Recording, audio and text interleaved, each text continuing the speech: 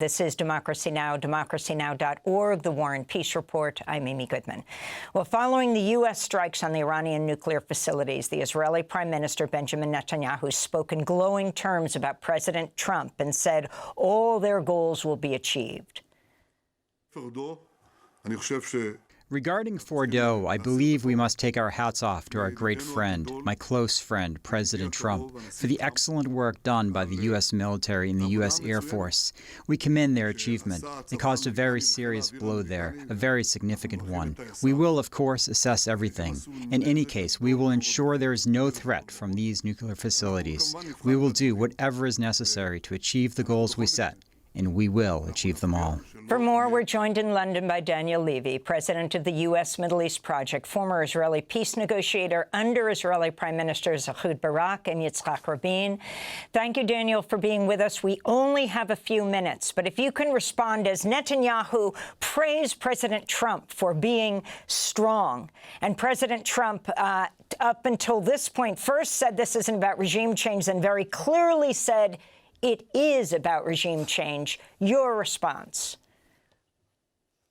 Netanyahu's purpose was to drag Trump in. That was the singular goal, really, to make this America's war. Israel doesn't care. In fact, it prefers America to be less popular, more hated in the region, because Israel's project is to be a regional hegemon that can only happen with America in order not so much to do what it's doing to Iran, but in order to continue to pursue the ethnic cleansing, dispossession, displacement, apartheid and genocide against the Palestinian people. That is not a project that has a soft power component. It only has hard power. It's like Elizabeth Warren said, I have a plan for that when confronted with everything.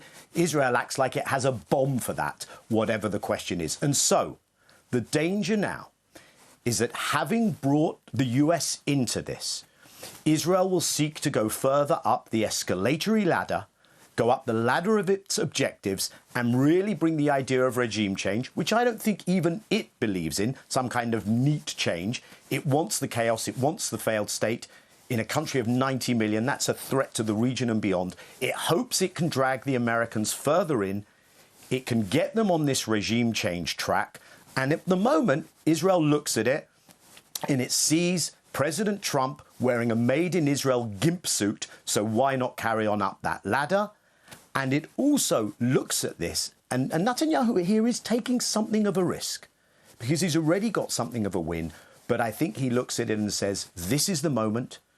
I had the previous administration, President Biden, do something which was optimistic, even by the standards of the peculiarity and exceptionality of the Israel-US relationship. I had a Democrat president support my genocidal war. Now I have a Republican president ready to be part of my war against Iran.